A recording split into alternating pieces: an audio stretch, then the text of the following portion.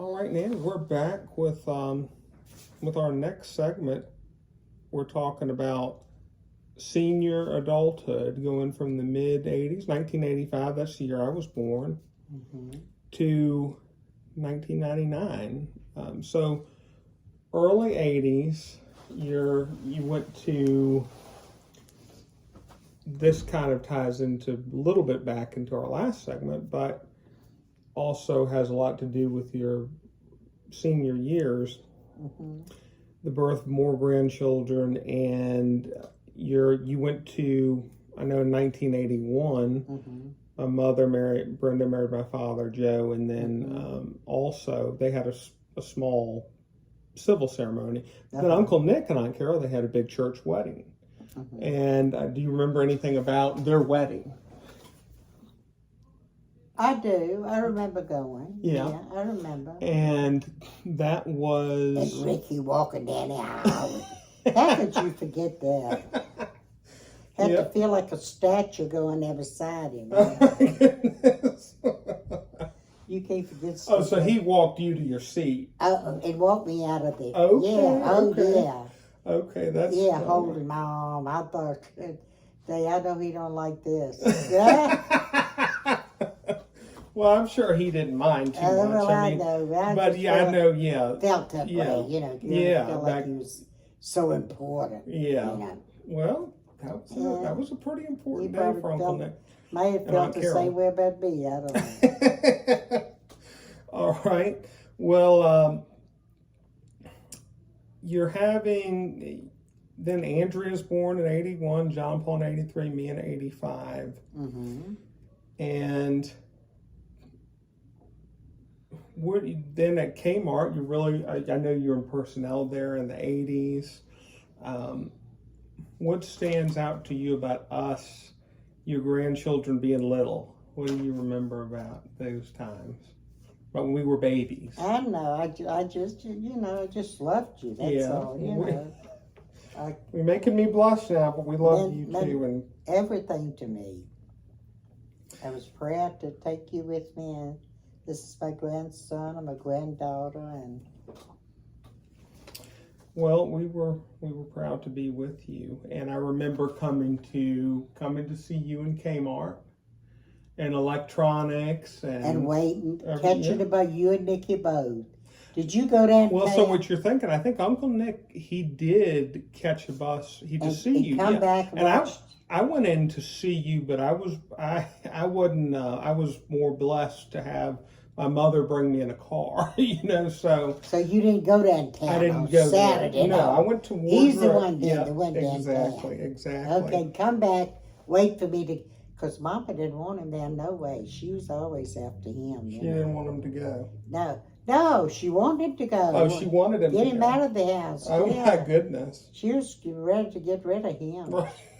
She wanted him to stay there like that all. But he was good. He wasn't bad. Yeah. I think she was just, I don't know, she cared for him, didn't want nothing to happen to him, but she always looked like she was against him for some reason.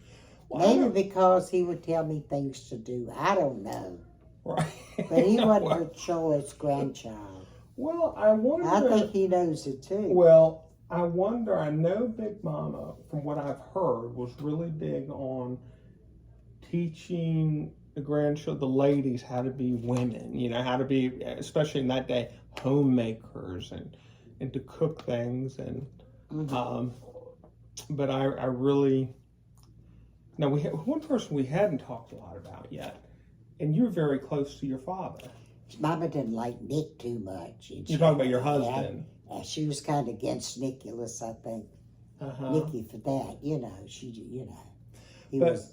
But now, switching over a little bit to what was your daddy like? Talk about Big Daddy. Whatever Mama said, when, honey.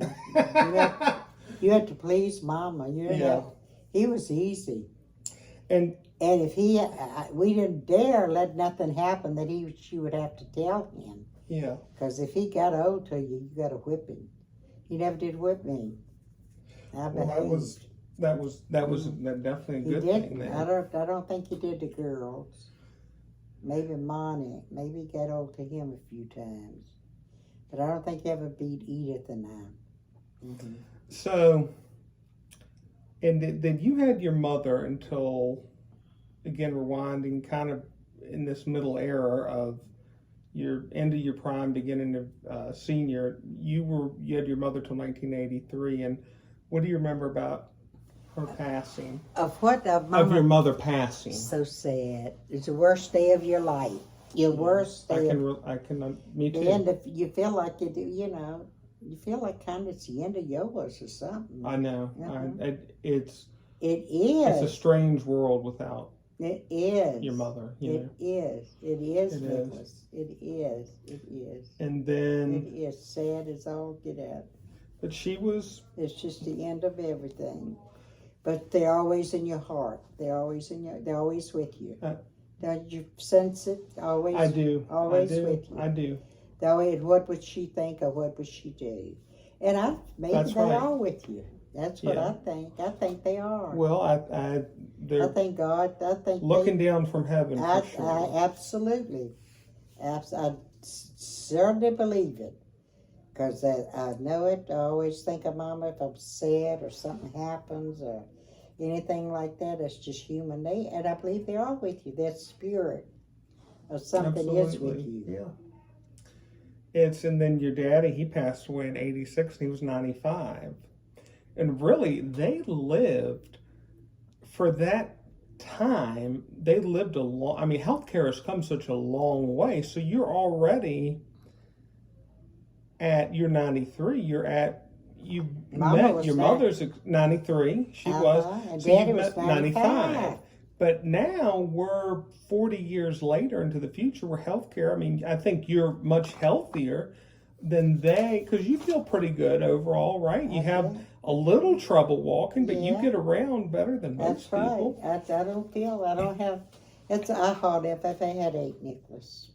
I have been blessed. That's a blessing. That is definitely a blessing. But I got a lot of exercise, and I don't know what it's due to. Fresh air.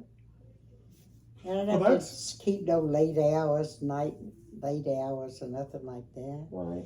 And Nick was like your mother and father, almost strict, you know.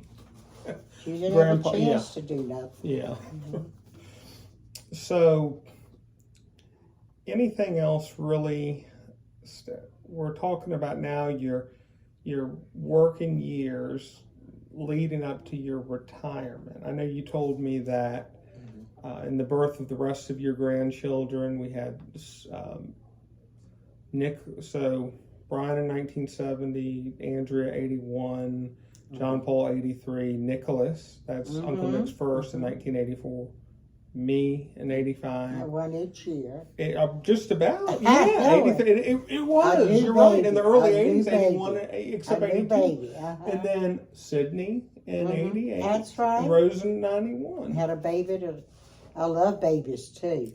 If anybody would come to the house and had a baby, I'd go run and get the baby.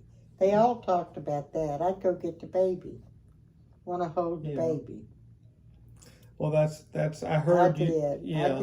I did. I love the babies. Well, and on that, I heard, because you'd say you're more like your father than mother, right? Would you say? I think so. Because you've told that to me before, and he really loved babies. I think so. He more was like him. Yeah, she was aggressive. Yeah, I'm not aggressive. She was tough. Yeah, I'm not aggressive. No. Right. So I'm a stand backish. Yeah. So you have quoted to me as your decision to retire in 1998 from K-Mart after 30 years. You said that's just about the worst decision I've ever made when you retired. Why did you say that? Why do you say that? Because I just felt like that. I wanted to do something. Yeah. I wanted to get up and do something every day. Yeah. I didn't have nothing to do. Yeah. I guess was sit and think, you know. And that kept me busy. I had to. That was on my mind. Yeah. And personnel was just a breeze. Everybody, that was very important then. You know, everybody. That's when everybody loved you that you worked with, because they wanted to off and they wanted to be off, and you know, they wanted you to show partial to them. It's the part that I didn't like. When you were in personnel, you told me that a lot. You couldn't do that. Couldn't do that. And that was definitely part of your everybody loved senior you. year. Oh yeah. Yeah. You had all the friends in the store.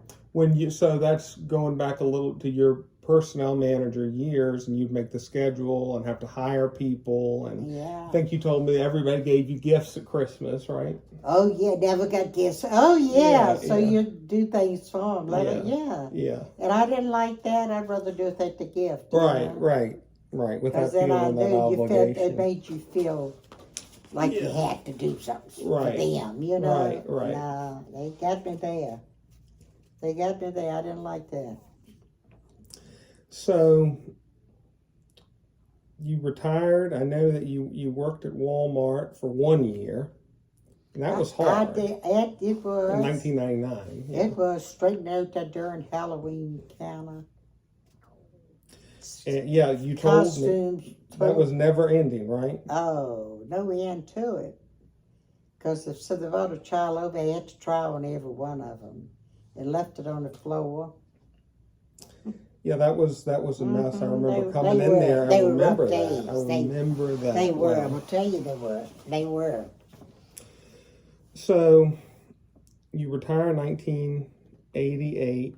That when I retired? 1998. Yeah, exactly. After 30 years at K-Mart, worked at Walmart 30 for a years year. ago.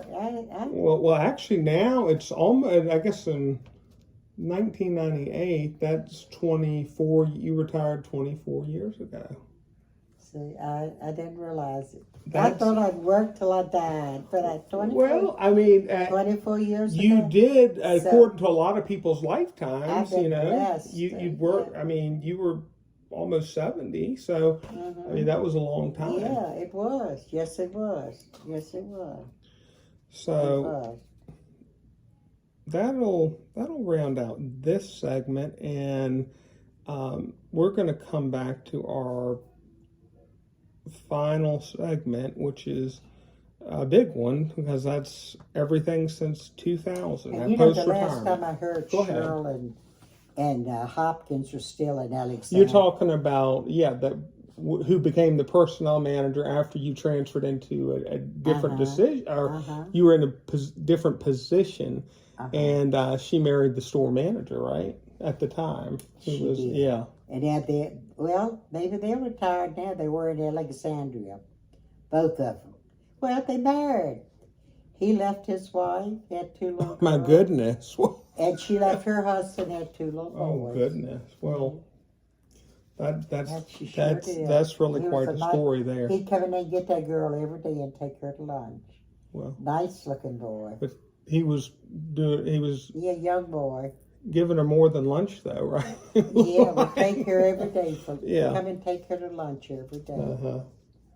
I don't know how she did that, but she left and went to Alexandria with Hopkins.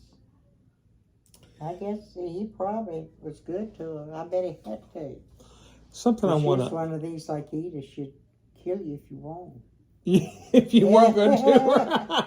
Well, right. Aunt Edith, she was always the outgoing go-getter, and that's just part of her personality. And Mom and Daddy, she would run across the hill from the farm. Yeah. They had to go up to the barracks around the road.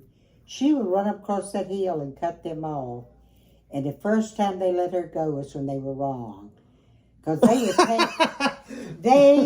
Ann and they would take her around the side of the house. So when she found out the trick in it, she got on to it.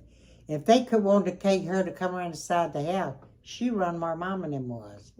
She was pushy as all get out. Well, and they let her go too. Some people would say, because she was one of them that she'd have probably run all the way up to the highway. Or they probably thought that, Well, but that's why they had to take her. I was scared to do that. The world takes all kinds of people and to make the world. I was scared. I was scared to do that. And she certainly was brave. She traveled the world and everything too. And she's blessed. She's still with us too. Your younger sister, 90, I think now. But that's really funny listening to that. Edith, yeah. Still does, I guess. Well, I think she's kind of retired now, but I think she does pretty much what you want. Well, I guess in that way I can relate to her because I'm a She's traveler. with Marie. She's with Marie. I'm a traveler. Marie and Daryl. That's Joe died. Yeah, that's right. That's right. But I'm a traveler too, and I know my siblings say, "God, where's Nicholas going again?" You know, but actually, you and I both are now. That's you know? right. That's your life. That's your right. life. That's what you like. Okay, well, that's a fitting way, really. We'll be right back talking about post-retirement. It's good to do that, to be like that. That's right. Be right back.